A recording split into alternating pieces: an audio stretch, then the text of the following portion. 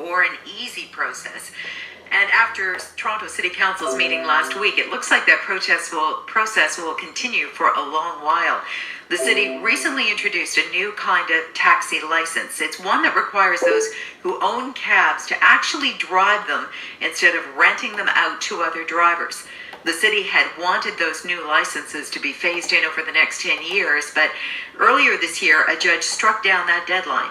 Last week, Council voted not to appeal that ruling, and it also voted against a motion by Councillor Denzil to hold consultations on a new deadline. To explain what this means for the industry and for people who use taxis, Councillor Denzil joins me now. Good morning. Hi, Joe. Explain the Toronto taxi cab license. How much time do you have? Not a lot. The Coles Notes version.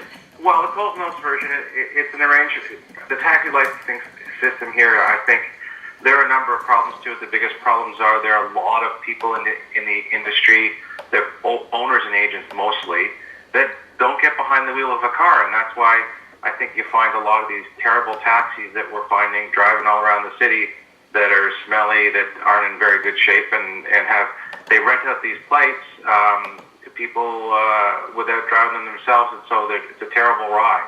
And so what my interest is giving a better ride to the customer. So what does Thursday's decision by Toronto City Council mean for those licenses? Well, what it means is we put forward a number of reforms that actually was forcing drivers, all taxi owners, to get behind the wheel. We think that, Jill, if you sit behind your taxi, you're going to make sure that it runs okay, that it's not going to be stinky and smelly, and so that's going to be better for everybody. So that's not going to happen.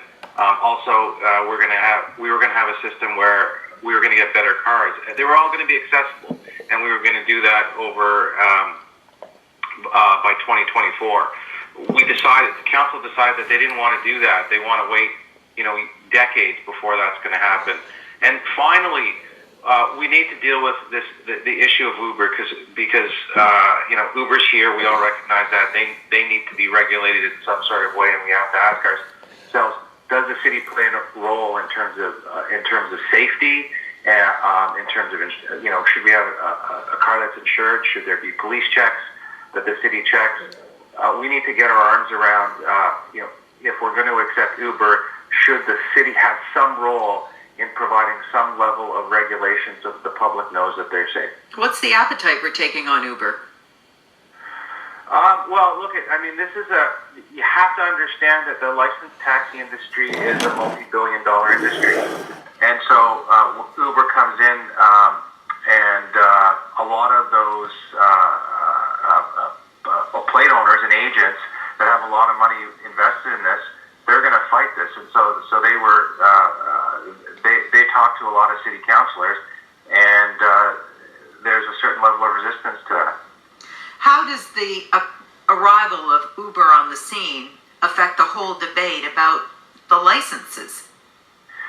Well, in terms of licenses, it's a fundamental shift because if we decide to license them, all these vested interests who have been trading in these plates for decades and who are more interested in making money than serving the public, they will see the value of this license go down, so they're going to fight tooth and nail to stop it.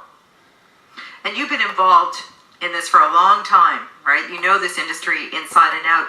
Why has it been so difficult to reform? Well, because people, in my opinion, it's because people aren't putting the customer first.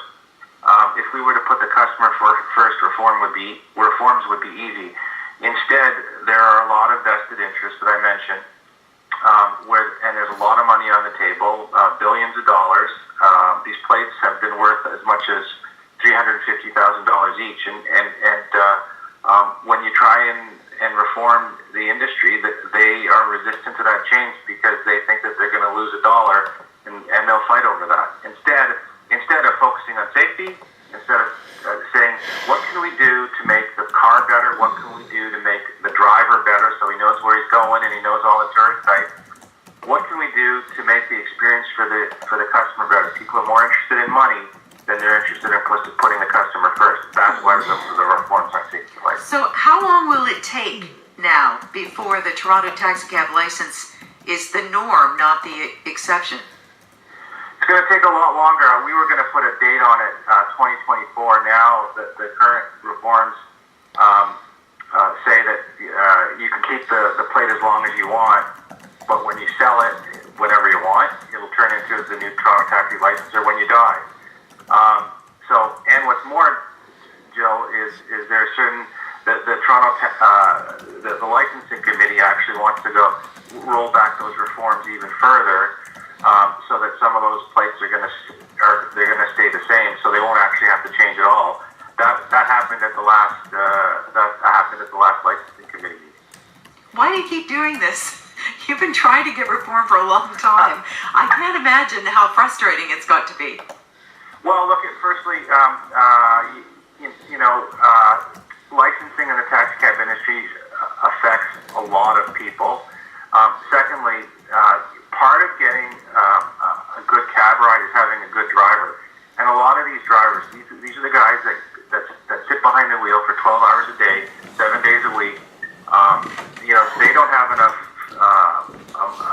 they don't make enough money to put food on the table for their families. And, I really feel for them.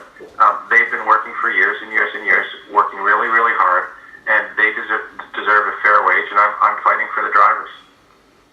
All right, well, I appreciate your time this morning. Thank you. Pleasure. Denzil Wong is Toronto's Deputy Mayor and the City Councillor for Ward 34, Don Valley East.